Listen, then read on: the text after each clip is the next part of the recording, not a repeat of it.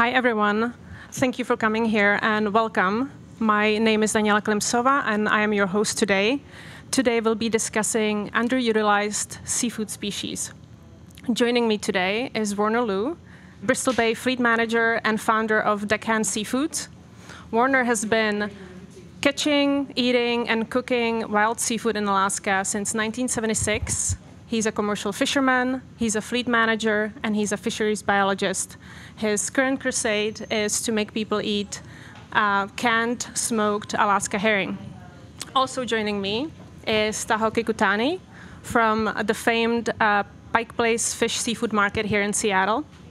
Taho has been living in Seattle since 1999, and he's been working in the seafood industry for over 25 years, 15 of which he has worked at Pike Place Fish Market, where on a good day they see up to 10,000 visitors stop by.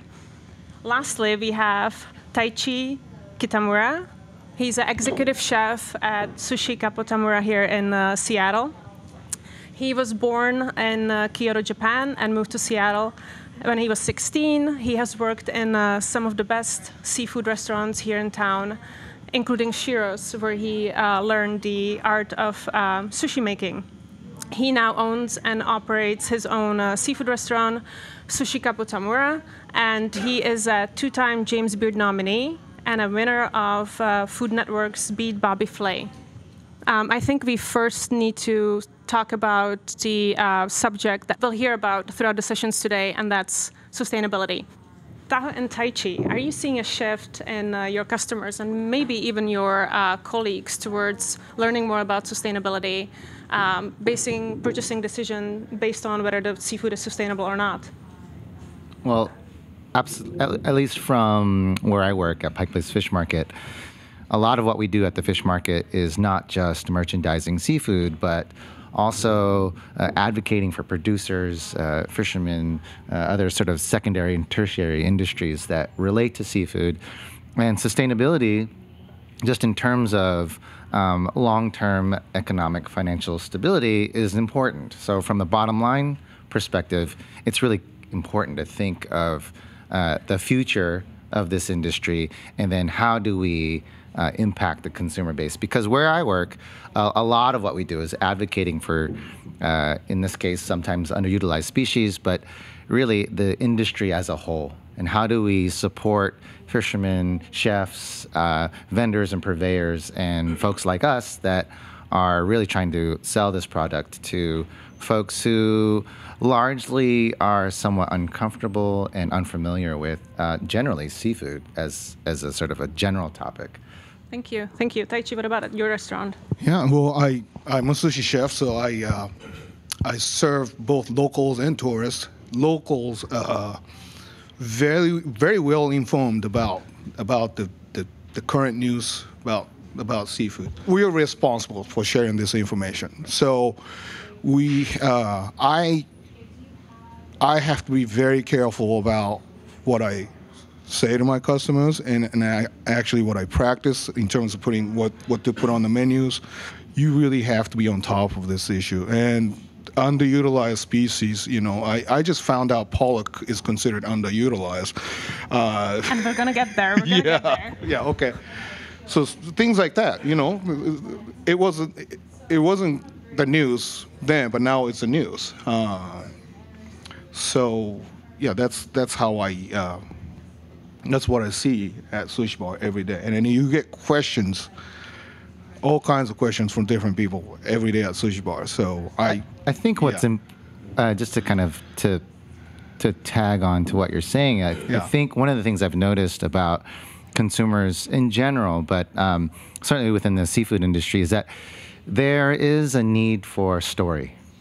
And crafting a great story is really great for any kind of product, I think. But the seafood industry is particularly compelling because a lot of what we're talking about are wild-caught species.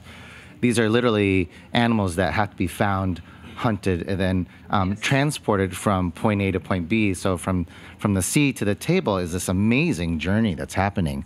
And so when we have these touch points like sustainability or what species that we might feel sort of a bit favored towards, there's this opportunity to create this really interesting story that I think consumers are really looking for, not just the sort of aesthetic or sensual experience of eating, but rather there is this nuanced landscape of a story of people and lives that resides behind the product itself.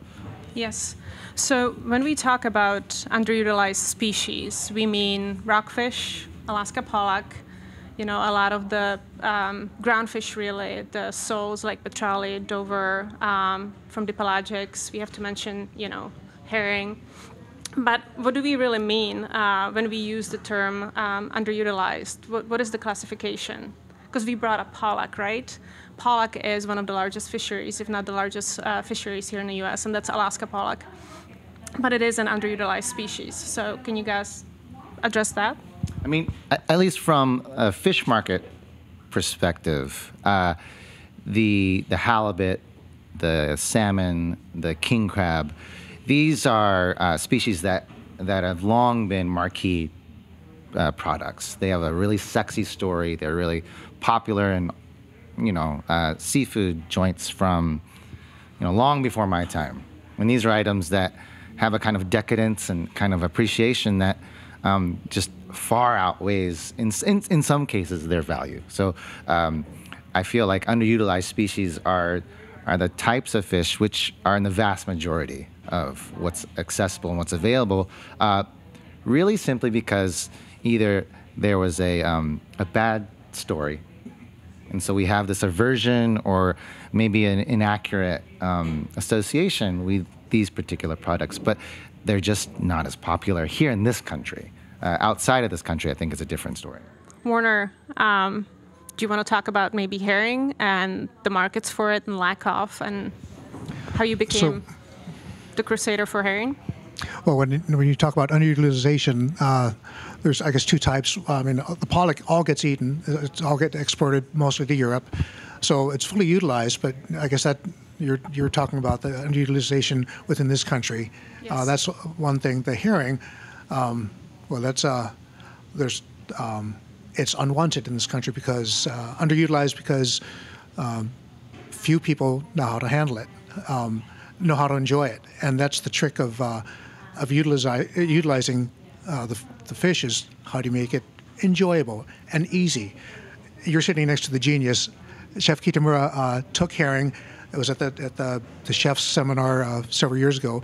He made herring sushi. He cross-cut each piece so that the bones, you couldn't detect them in your mouth. It's a bony fish, and unless you can make it easy and tasty, people aren't going to go near it. And by cross-cutting the bones, the diner could not detect the bone, and it was delicious. And he had the biggest crowd around his table eating Alaskan herring. That was a first. But again, the key, he made it enjoyable and easy. And so for the fishermen, I mean, the sockeye fishermen are finally hitting their stride. The stocks are abundant. The price is good. They're doing well. It's gone just the other way for the herring fishermen. Last year we had the one gill netter in Bristol Bay fishing herring. There's a seine quota and the gill net quota, and we were the only company buying the gill net herring because he's my guy. I'm going to support him, but there just is no one eating the fish. So the value of the Cozumel market is barely enough to keep this fishery going, and so the easy fish, the seine harvest is all taken, but a third of the quota sat on the table unharvested because demand is so low. When I was a deckhand in the early 80s, Stone Age, we earned $1,400 a ton. That was the early 80s. Today, the price hovers around $100 a ton. It's gone the other way. The Japanese market for Kazunoko collapsed. I keep looking at you because you know Kazunoko. That's the herring roe. Yeah, the roe. And again, it's the body's just being ground into fish meal, and well, we got to do better than that. We can do better than that. So, what are some of the strategies we are incorporating to increase awareness around these underutilized species? Well, that's where the chefs and folks like Tahoe, be effective. I think it's important to, for me, so it's about introducing new food, new type of food for them to enjoy. And whenever you're introducing something new to the people who's not familiar or comfortable with, you have to have a trust. Let's say the people come into my restaurant, I've been feeding them good food, for instance, salmon, halibut, all those popular fish, and then I've been sharing stories about that. And if they come to my restaurant and say, hey, I have this beautiful piece of herring, you've never tried it, but, I think it's good, so you should try it. And then that's when they try something new. And if it tastes good, it's a win. And he'll come back and eat again. And you do that with, a few people a day. You do that for a year, and then that's how I market new product. And it's the only way I know. But I feel like with the power of social media and internet, if I can do that with influential people in the food business that has the established trust with their followers and viewers, I think we can make the process go a little faster. So that's what I see. That's what I hope. That's where my hope lies in terms of introducing new product, underutilized product. I think we're at a really interesting moment, particularly since you mentioned trust and social media. Mm-hmm. We're at a point where now trust in and of itself is it's a monetizable commodity, right? We can start to create a great brand like Sushi KITAMURA, or soon Deckhand smoked herring, and certainly Pike Place fish. We have these platforms now that have the ability to really reach out and create a really interesting story, but also a bespoke experience for the consumer. So for the really fortunate folks that get to belly up and have an omakase experience with you at your restaurant, for them, it is a very unique and, like I said before, a bespoke experience where there's storytelling happening. There's this experience of not just the food itself, but the experience of having something, in some cases, related to directly from you. And they don't know that you do this 1,000 times over in effort to essentially run a great business. But for them, it's this really opportunity to have this experience that for them is very special. And so when we have these moments, we get roughly 30 million visitors at my shop every year. That's a lot of opportunity. That's essentially endless possibility where we can craft stories, create connections and relationships that are genuine, and then in the process kind of change the landscape, in this case, potentially for herring. What about roundfish? You mentioned how beautiful the plating is for some of the rockfish. Is that something that we need to help the customer understand more? You talked about bringing people together, slow food eating. Right. I think as people are becoming more curious about their culinary choices and the types of food that they're eating, that curiosity is that touch point where there's a lot of potential for leverage there, where you can, as long as someone kind of walks up to our store and they're willing to have a dialogue and a conversation about really anything, but from that point on, it's really my job to sort of figure out where their comfort zone is, and then create a dialogue that hopefully expands that comfort zone. Rockfish is a fantastic fish. It's probably one of the least sexy fish that we have at our store. However, the potential for a rockfish is incredible. It's immense. You have this opportunity to have a really highly sustainable fish. It's delicious. It's a great success story. It really is. It's one of those fish that, in and of itself, it falls perfectly in line with the North American palate. It's mild, has a wonderful texture. It's relatively easy to cook. It can be. And it's probably best eaten as a whole fish. And there in and of itself, you have a host of challenges to overcome, but potential really upsides. So the wonderful thing about eating from a whole fish is this galvanizing quality where you can create a moment where folks gather and sit and eat. Now, if you go down south and you talk about crayfish or mud bugs. You go to the mid-Atlantic, you talk about blue crab. Those are slow food items where the expectation is to sit down, and the food itself is important, it's significant, but perhaps what's more important and what's more appreciated is the company and the time spent. So these people are going to sit down, they're going to eat for hours, they're going to drink a great Pilsner or lager, and really walk away appreciating the moment that they had sharing with these folks. Now, rockfish is also one of those fish, or really any whole fish. Eating fish served whole, either roasted, steamed, or grilled, has that potential moment. It's like having Thanksgiving, but it can be a lot more ubiquitous and celebrated every weekend. And it ties into utilization, right? I mean, encouraging the usage of the whole fish. So what do you think we can do as an industry to promote the usage of whole fish? We talked about collars and heads before we started discussion here, and that makes a great stock. You can use it for center of the plate if you're really creative and knowledgeable, but what can we really do? Because if you talk about utilization, you should use the whole fish. Warner, what do you think? Well, you're talking to a guy that smokes and cans black cod backbones for private consumption. That's I save the best parts for myself. That's the tricky part. So like a head-on fish. I grew up in, this is hometown, family's been here for a century. Steamed rockfish in Chinatown. That's where I grew up in the 60s until the stocks got over-harvested. It's a slow-growth fish, but again, as you mentioned, it's booming back in some areas, West Coast, Alaska solid. But that fish it's been replaced in Chinatown with, tilapia is the go-to fish there, and I won't bash tilapia. I'll just say I'm a big rockfish fan.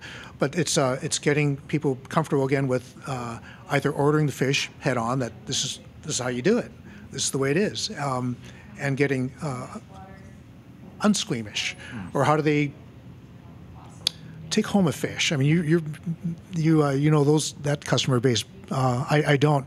We're in Alaska. We're just chopping the heads off, freezing fish, shipping truckloads out to keep up with the volume. That's what you got to do. And the heads. Well, what do you do with the heads? That's a whole other discussion on rendering for fish oil. I mean, we're talking about restaurant use, home use. It gets into, you're talking about parts. What do you do with the frames after you fillet the fish? In Taiwan, they smoke and can it, they cook and can it. It's a high-end product. There's a host of things one could do, but it's again, what's the consumer want? How do they react to the bone or the head? That's a whole other, and that's where the chefs come in. Right. So, fortunately, we have the customers that have earned trust with over the years. So, I do a whole fish presentation. I serve the heads, but it takes a good amount of communication. How to dissect the heads, on the plate. People are used to serving a boneless, skinless portion of fish on their plate. You serve them a fish head. There's a cheek. There's a little meat under the eyes. So you got to get really specific and show them how it gets eaten. But then there's a beautiful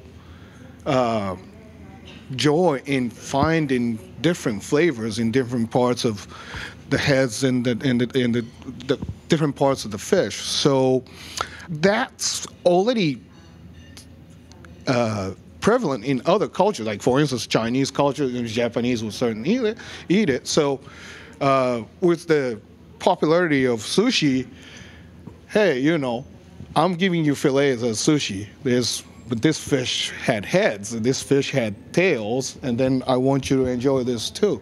That's where the chefs can help people discover different new joys of eating different parts of fish.